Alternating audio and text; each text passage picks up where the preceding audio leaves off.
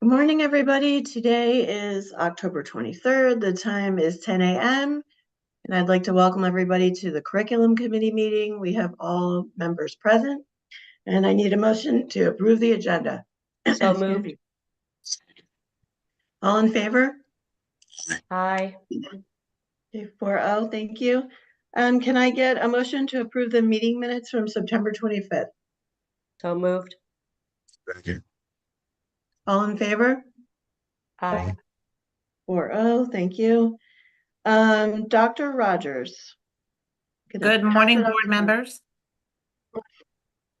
Good Thank morning. you. Thank you for being here today. We have our first action item regarding our 24-25 NC STAR plans. So the NC STAR plans are for the purposes of school improvement. And so each of our schools create a plan that really focuses on the effective practices for these continuous improvements. Dr. Daniels, our Director of Federal Programs, is here to answer any questions you may have about the plans. Does anyone have any questions? No. Okay, this is an action item, so I need a motion to send it to the full board. So moved. Second. All in favor? Aye. 4-0, thank you. Ag Tech expansion proposal. Yes, ma'am. And we're going to start off with Dr. Houlihan as I get the presentation going. So good morning, everyone. As you may remember, several years ago, we launched our first of its kind ag tech strategy in our Forest Hills cluster. We started then at East Union Middle School as really a college and career engagement strategy. We then expanded to the high school and to the feeder elementaries, or two of the feeder elementaries. And today we're pleased to bring a expansion proposal recommendation to you all to expand to additional schools, including Marshville Elementary, which is also in the East Union Forest Hills cluster, as well as the Piedmont schools.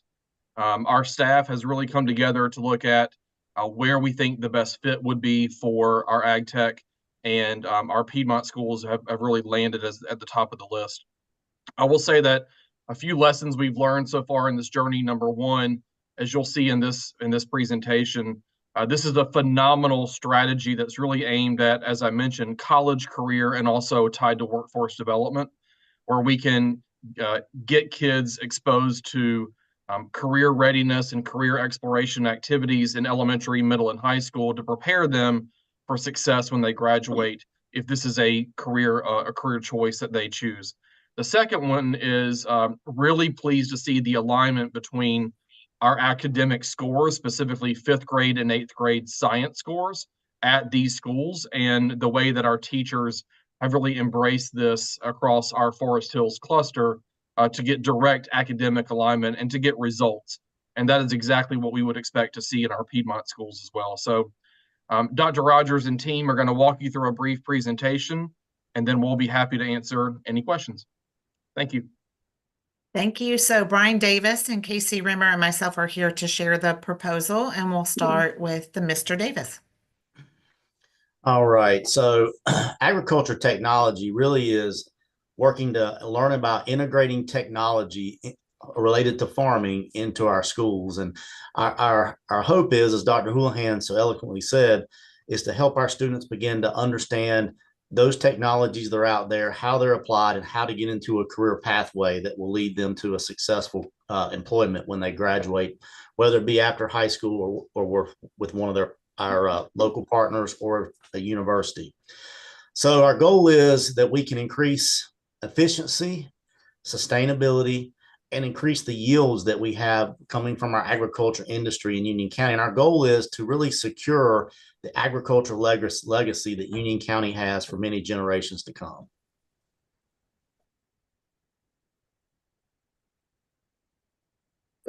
So Dr. Houlihan mentioned kind of the history and what started as a seed. There's kind of maybe a little bit of a growing pun here, but we started with East Union Middle School, and that's grown into including both Wingate and Union Elementary schools. And we brought on Forest Hills. All of those were added in 2022. And so we're hoping to kind of continue to grow this work and to see the work flourish in additional schools moving forward. Right. So here is our proposal. We're seeking approval to expand our ag tech program. As Dr. Houlihan said, you see the current ag tech schools on the left of the presentation and the expansion ag tech schools that have been mentioned. A little bit about the rationale why we chose the Piedmont cluster. One of the reasons that we did is we have two very successful agriculture programs in place. So we feel like we're really setting it up for success. As you can see, we had over 400 students this year enrolled in our agriculture courses at Piedmont Middle School, and we had over 270 students at the high school. And it really matches the needs of the community.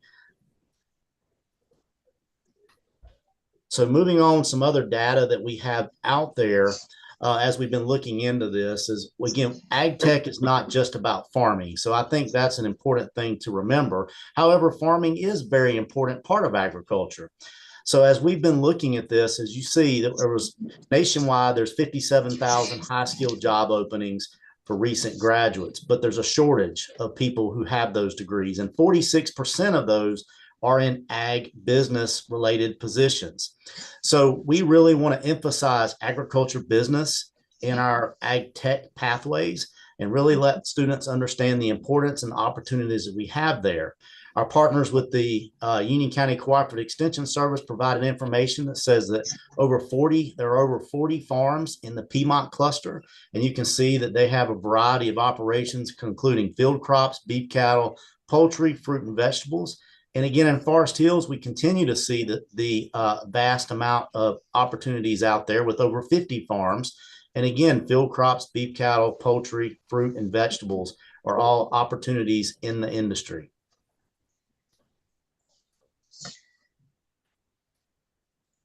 Within the district, our goals of ag tech at the onset of ag tech were to improve academic outcomes, to see students achieve at higher levels, to align those post-secondary opportunities to the area, which Brian just talked about, and recruiting and retaining top talent. So this is really an opportunity for some all-star ag teachers to get in the ground floor on some of these really innovative practices to kind of start building these really great programs.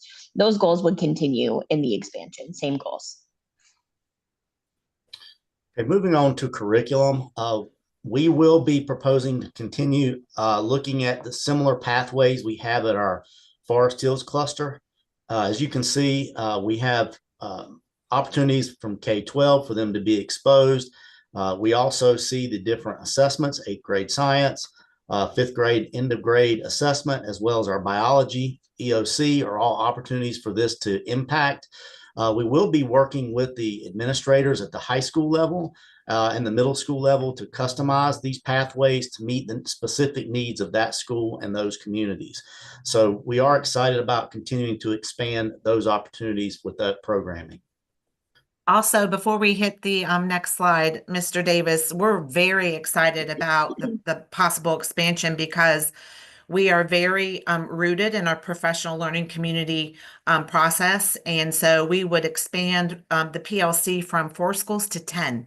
So the innovative ideas and the future work, that's really exciting to think about. This is an exciting part as well. And this to kind of lead off of what Dr. Houlihan mentioned earlier, this shows our alignment with our partners. South Piedmont Community College has seen that we have such a need for this in our community that they have developed an Ag Business Technology CTE certificate program that they are working on getting the final approvals now. And that should be ready to go for 25-26. This will be something that we will integrate into our ag business pathway and add rigor and relevance to that pathway to allow our students to come out with an additional certificate upon graduation.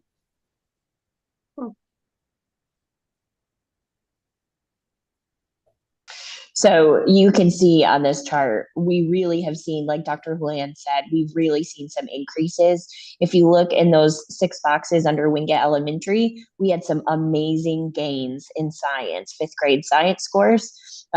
Union Elementary also had some amazing gains. And these gains you see at the bottom, East Union's gains, really were part of the larger success story of East Union Middle School coming off the low performing schools list. And so for the first time, we do not have any low performing schools or schools on the low performing list in the Forest Hills cluster. So that's like a huge bragging point about the work that's been done around that this ag tech work has really bolstered the science work that we're seeing across all those grade levels. Right. And so now we'll touch on the high school results. So we take a look at the GPA, the attendance, and the discipline data of our ag tech students in comparison to the total student population.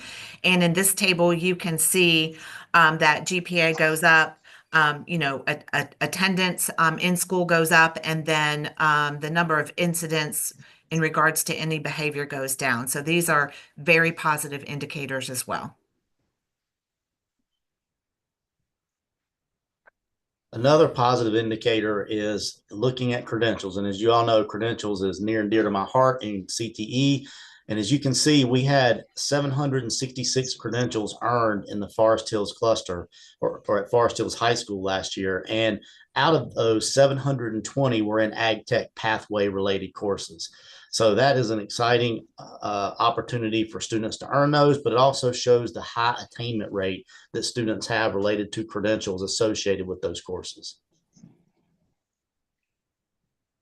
At Forest Hills High School, we are slowly growing the number of students in the pathway. You can see at the very first year. It was a small but mighty cohort, and we have been growing that every year, and we anticipate that will continue to climb as we see the program gain momentum and students, right? If you look at that 22-23 group, they had experienced ag tech for maybe just a very short time at East Union Middle School. But as time goes on, that becomes, we're going to start seeing those students that started ag tech in elementary school, knowing that ag tech is for them, that they're really interested in this type of learning and these experiences. And we anticipate seeing those numbers to continue to grow. So it's really important to us to take a look at what is already happening in the expansion schools and how we align this work. So we know that within the Piedmont cluster and at Marshville Elementary, they have a strong history with dual language immersion. And so we took a look at how ag tech aligns with international and global education, and it definitely does. And so the global connections within the Piedmont ag community, as well as Marshville, exist, and this becomes a natural and integrated fit. So basically, we took a look at the North Carolina Blueprint for Global Engagement, and they say that when we have people that are resilient and adaptable, which of course aligns directly to the attributes within our portrait of a graduate, and we have a strategy that is has a global focus and is intentional, which aligns to our dual language immersion programs, that we can take action to promote global opportunities within North Carolina and outside North Carolina. So this meshes seamlessly, so it's not an additional thing for the expansion schools to take on. It will help integrate the work that they're already doing, and that's hugely important. So again, our key partners as we continue to move forward and expand ag tech is going to continue to be our cooperative extension service. They are fantastic with working with our staff, our students, again, our buildings. They also provide input on the direction that we need to look at. We have South Piedmont Community College that is helping us align pathways and provide opportunities to our students. And Wingate has, again, their biology program with a concentration in food systems. And together with our partners, we are creating a nice pathway for them to be able to move into a career or into a college opportunity that can allow them to expand their education and move into a career in Union County and really help grow our agriculture industry. So here is kind of a brief example of our timeline that we're hoping to kind of move forward with. Right now, we're in fall of 2024, pitching this proposal. We would like to, after approval, start professional development. There's a lot of teachers who need to know that, like Brian said, ag tech is not just farming, right? What is ag tech? What does it look like? We want to gain some excitement and help folks kind of understand what that looks like. We have our principals would of the new schools would be able to have some conversations with the principals of the schools that have been doing this work for a little while, kind of do some group collaborative learning there. And then we would start marketing and sharing with the community, like, this is something that you can look forward to in the fall. We would launch the academy in our elementaries and middle school in the fall. And we would begin to customize those pathways, like Brian said, through the CTE program for the high school in the fall of 2025 so that we could launch the academy in 9-12.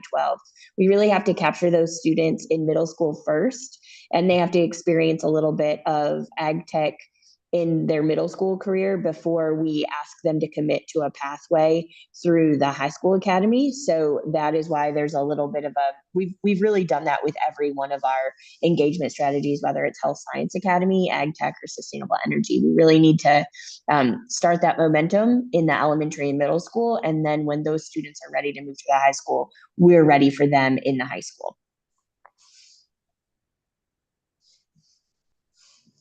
So to close out, and we'll take some questions. We're obviously very excited about this work. I want to thank the board for your support. Our school system continues to be the most innovative district in the state of North Carolina. There's not another system thinking in this manner at all in terms of K-12 programming, to the point that we are actually entertaining a possible visit from the Department of Agriculture to come to our school system to see this in action, so that they can take this best practice back to the state. And when and if that happens, we'll certainly invite the board to be part of that. So we thank you for your support, and we'll turn it over to the board for any questions you might have or comments. Does anyone have any questions? Yes, ma'am. Good morning. This was a great presentation, and I'm glad that it's really expressed that the ag program is more than just farming. I think when individuals hear about agriculture, that's the first thing they think about, getting their hands dirty. So I'm glad that education about the program and what it all entails is being presented. What is the participation or the support from North Carolina A&T with this program?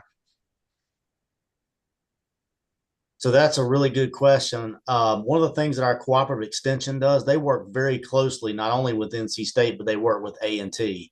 And I definitely think that's an area we can really work with them to help get our students exposed to those opportunities at A&T. In fact, that's where I've got my master's degree. So I'm definitely proud of going there. And I think it's a great opportunity for them to see the programs that are there. They do things with them as far as trips and things like that. So I know the cooperative extension has been working through some of those things as well. So absolutely an opportunity that we can continue to expand on.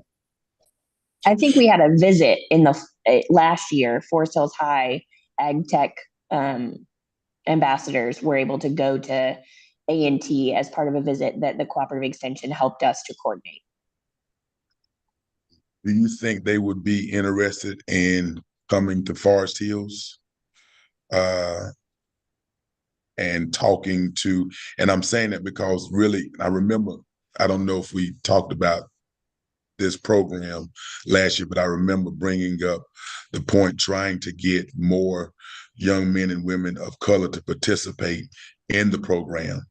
And especially since A&T is a HBCU, to possibly give them the opportunity for A&T to come to them and put them in a setting, just really share with them about what this program entails, what it looks like, and the great opportunities that can benefit from this program. And so just kind of maybe put that out there, that maybe that's something we can work on. Yes, I think that's a great idea. I think we can continue to work with A&T and work with the co-op to get that to that experience scheduled and to happen. Yes, ma'am. I wish I was in high school. I would reconsider being a political science major and going to ag tech or something. Any other questions? I'm just wondering, are we gonna eventually expand so that all the elementaries that feed in will participate, or maybe not, because Rock Rest is not on the list, and Porter Ridge Elementary, I think probably a very good percent actually goes to Piedmont from Porter Ridge Elementary.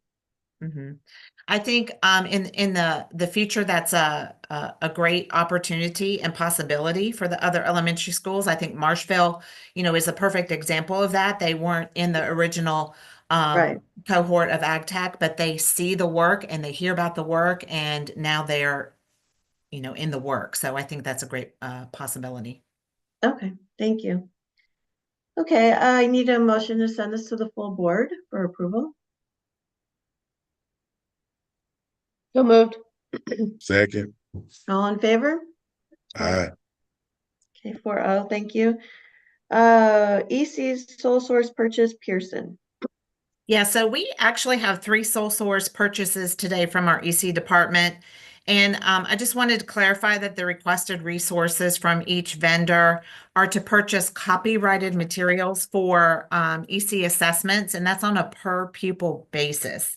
So with our first sole source from Pearson, you received that memo outlining those details, and we have Dr. Beecham here, our director of EC, to answer any questions you may have. Does anyone have any questions? No? Can I get a motion to send this to the full board then? So moved. Second, All in favor? Aye. Okay, 4-0, thank you. And now we have EC sole source purchase Riverside. Right, and these are also for those copyrighted materials, and I'll just open it up to any questions you may have. Okay, if there's no questions, can I get a motion, please? So move, moved. Second. All in favor? Aye. Thank you, 4-0. And the last one is the sole source for multi-health systems. Right, again, for copyrighted materials, the memo outlined all those details. And what questions do you have? Any questions? Nope. Can I get a motion to send that to the full board? So moved. second, All in favor? Aye. aye. 4-0, thank you. Okay, our next meeting is November 20th at 10 a.m. via Zoom, and I need a motion to adjourn. So moved. Was that a second? Second. All in favor? Aye. Okay, 4-0. Thank you, everybody. Have a nice day.